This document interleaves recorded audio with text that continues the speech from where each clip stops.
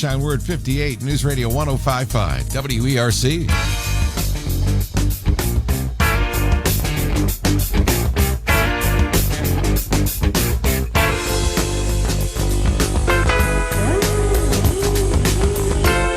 .42, it's Alabama's Morning News. I'm JT. Joining us now, Rick Manning, who is the president of Americans for Limited Government. Rick, good morning. Welcome in. Hey, JT. How are you? I'm great. Thanks for being with me. We've been talking about this basically, for the last couple of days as we announced here that the governor's got some information and recommendations on opening us up here in Alabama, and the governors obviously have taken the lead from the president. Constitutionally, they're basically in charge of their states, and no decision yet from our governor here. But I just finished a discussion with Mayor Frank Mercado, who is the mayor of Hoover in one of the larger cities here in Alabama. And he said, look, if the governor called me today, I'm ready to get this thing moving. We've got to get businesses back open again. So that fine line between staying safe and the resurgence of this virus, getting back out there and numbers going up again versus, getting these businesses back rolling. Where do you stand on this? I'm ready to kind of get things opened up again and take precautions in doing it, not shying away from opening up. Well, obviously we have to be prudent, but the bottom line is we're going to lose a whole lot more people from death related to depression, suicide, and other things that come opiate addiction and abuse than ultimately we're going to lose from the COVID virus. So it's if we don't get back to work, if small business is destroyed as it's being destroyed now, there won't be a place for people to go back to work to. And the UN just a couple of days ago came out and said that they expect hundreds of thousands of children to die worldwide based on the economic depression being caused. So this is serious business. It's not just death on one side, money on the other. There's death on both sides.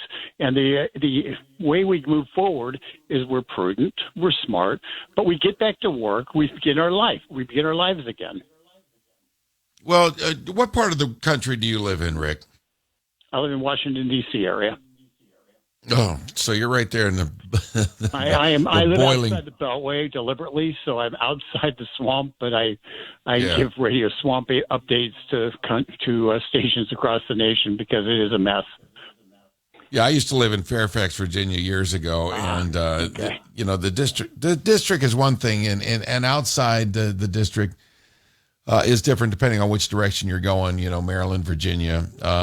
But I've also noticed, the suburbs of Washington outside the Beltway, Northern Virginia leans, Democrat. And I think we see, with what's going on with this bipartisan, stuff and the partisan back and forth with Pelosi and Schumer and the hate from CNNs of the world and the constant battling this president, it's a beatdown no matter what he does. So how does the president win in all this? Because, 1 minute if he moves too quick, the Democrats will slam him for doing that. If he doesn't move fast enough, clearly he's, hurting America by not doing it. So I know he doesn't give a rip. The president wins by doing what's right for America. If he worries about what the politicians say, he loses. The objective here is he had a decision to make. He had projections that 2 million Americans were going to die from this virus. He took action early to try to stop it and prevent the damage. Now he has to do a balancing act and prevent the economic damage that destroys our country and destroys the free enterprise system from being the result of the shutdown of the economy. So now he's taking the action to try to put balance into it. JT, one of the things that the Democrats do is they never let an opportunity go to waste, and they've spent every chance they have to try to expand government in this process. I'm not just talking about the spending, but on simple things like talking about surprise medical billing, which nobody likes. Their solution, as they describe it, would bring about a pathway to socialized medicine. It's not my words. It's words of the Energy and Commerce Committee Chairman, Frank Pallone from New Jersey. So what they're looking at is they're trying to put things like, under the guise of, big, good titles, we're going to end surprise medical billing, but they really want to put one-size-fits-all payment systems that doesn't matter if you're a medical provider in Birmingham or New York City, you're going to get the same reimbursement regardless of your costs. And in some places, particularly rural America, those costs are higher. and those providers are going to go away. So they're going to use this provider crisis to basically harm providers. That's what the Democrats are trying to do. It's wrong.